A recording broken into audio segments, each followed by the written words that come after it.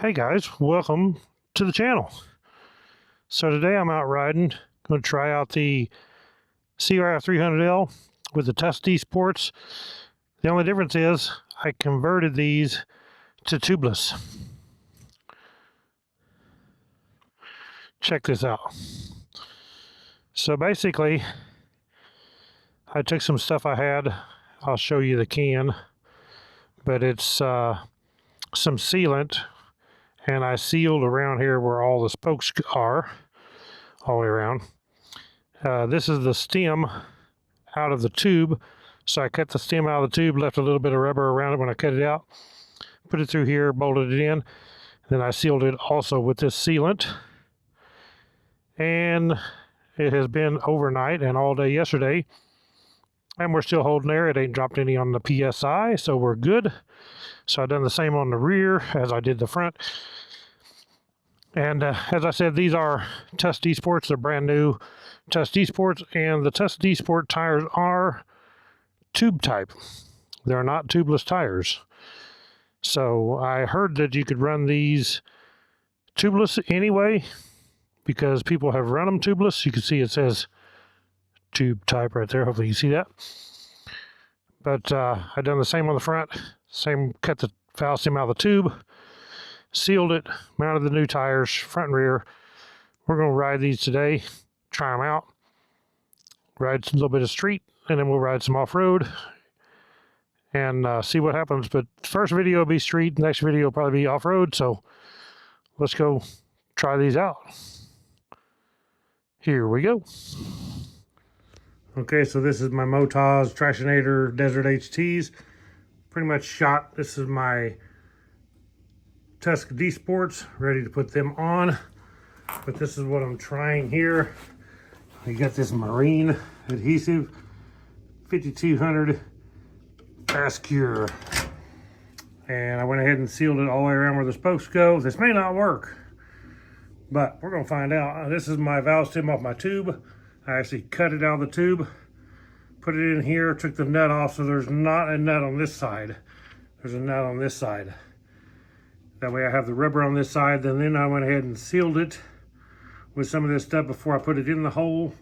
And then I got it sealed all the way around, sealing every spoke with this stuff.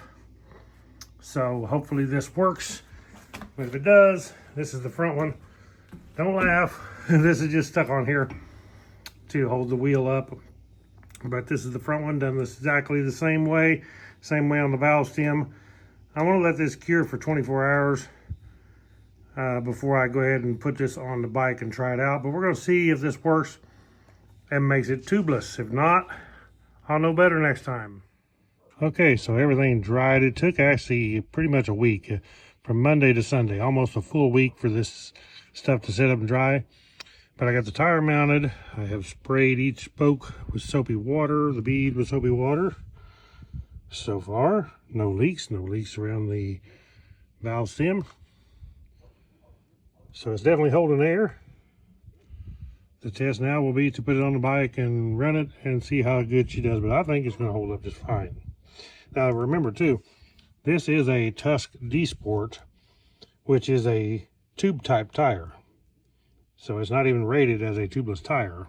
But I only did this because I heard that a Tusk DSport tube type tire will hold tubeless. You see here it says tube type right there.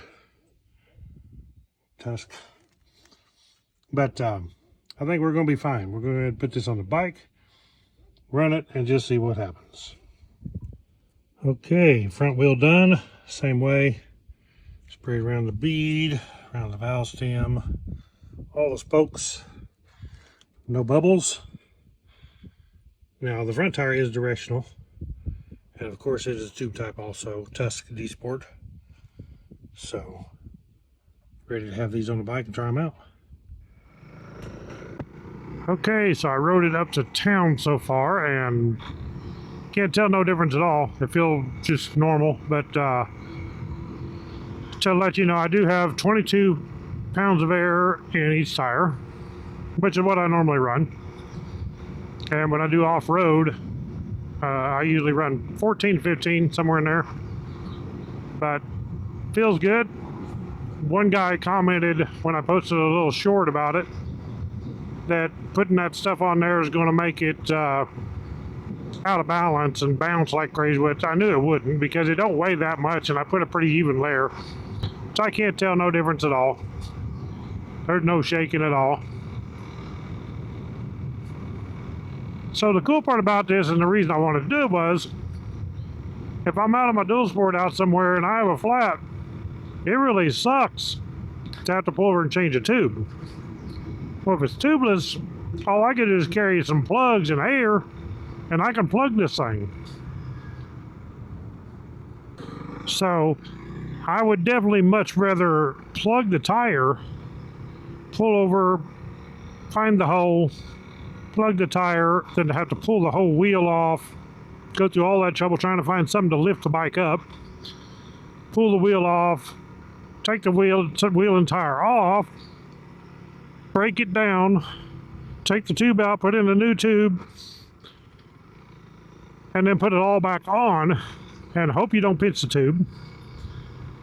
So I've been wanting to do this for a long time, but I don't know, I just never got up the courage to do it. I was kind of worried about it, and now I decided, heck with it. If I'm going to do it, let's just do it now. I've got to put on a new set of tires anyway because my tractionators I had on here wore out.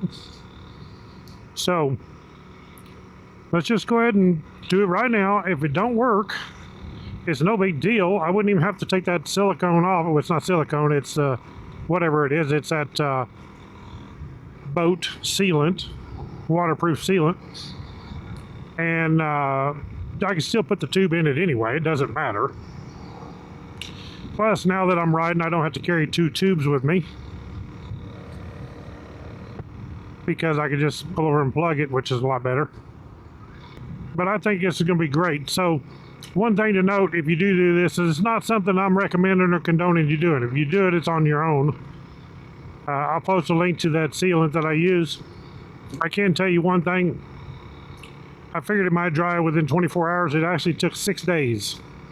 Now, you could probably chance it before that, but it wasn't dry all the way through because I had it probably a 1/4 inch thick, maybe, at the thickest spot. And you could feel that it moves, so it wasn't dry totally through. It was dry to the touch after 24 hours, no problem. But I want to make sure that it was cured all the way through, because whenever you go to put the new tire on and you put your bead in the drop center, well, it might tear it open and make it leak, so I didn't want to take that chance. And then when I did mount the tires, I made sure I greased them real good. I have some tire grease that come with my Rabaconda tire machine. I greased the inside of that real good, and the tires real good, so they wouldn't be grabbing. They'd be slick. And I mean, I think it worked great. Like I said, all day yesterday, I couldn't ride. I could have rode, but I didn't want to because it was so windy. It was crazy. And because it was so windy, I didn't ride. And then all night last night until this morning, and it still hadn't lost any air whatsoever. So I think I'm going to be good. You know, even if these tires, because they are tube type, they're not tubeless tires.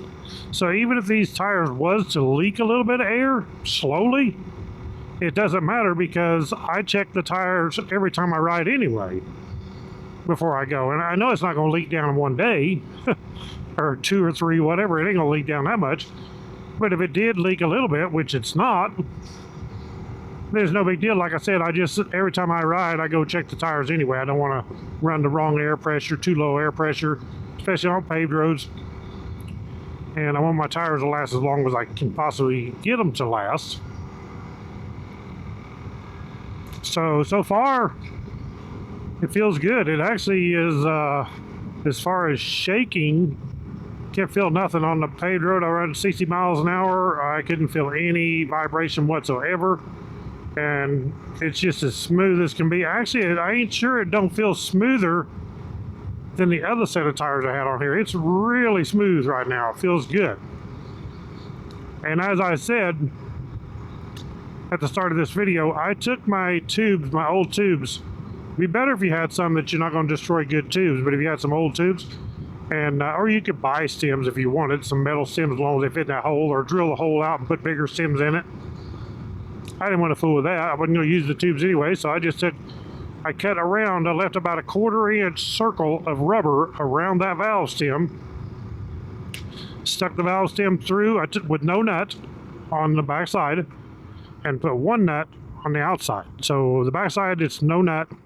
I did put sealant around it, so it would pull it through the hole and be sealed good, and then I put the nut on it on the outside, so there's one nut on the outside with sealant around it, push through, and then I sealed around the whole thing, covered all the spokes, and as I said, it was probably a 1/4 inch deep in about the deepest spot. I didn't just seal each spoke, I went ahead and sealed all the way around, as you can see in that little video clip. But I think I'm really going to like this. It's going to be so nice to be able to just plug the tires. So I've already got plugs and a reamer tool and a plug-in tool, so I just threw them in my bag here, took the tubes out, used a 5-liter bag now for my tools and my air compressor, so it's a lot more compact than I was before. Because before I had a 10-liter bag, roll bag from Nelson Rigg, the Rigg Gear roll bags. I had a 10-liter because I had all my tools and 2 tubes and everything in it. Now I'm a lot more compact, so I do like that too. Now, one thing you might consider is you don't have rim locks on the 300L. And I guess a person could get a rim lock, you just have to make sure it's a rim lock that's going to seal around that stud. But I don't feel I need any. So you don't have rim locks, and if you was to run too low a pressure, I think 15 is going to be okay. I don't think it's going to matter. That's what I'm going to try off-road when I do my off-road video using these tires. And I think it'll be fine. Otherwise, if you run too low pressure, you could actually spin the tire on the rim or make it come off the bead. I wouldn't go down lower than 15. That's just me. But as I said, anything I say here is not a recommendation to you. It's just what I'm doing. And I don't recommend you even turn to tubeless or use tube type tires for tubeless. I mean, I don't recommend that either. It's just, they're made tube type. It's whatever you want to do. You can actually buy some tubeless tires and put on there. I just opted to use the Tusk DSports, and because I had watched a video of somebody, I can't remember who it was, that they said that a friend of theirs has Tusk DSports on there with no tubes on tubeless rims, and they work fine. They hold air tubeless, even though they are tube type tires.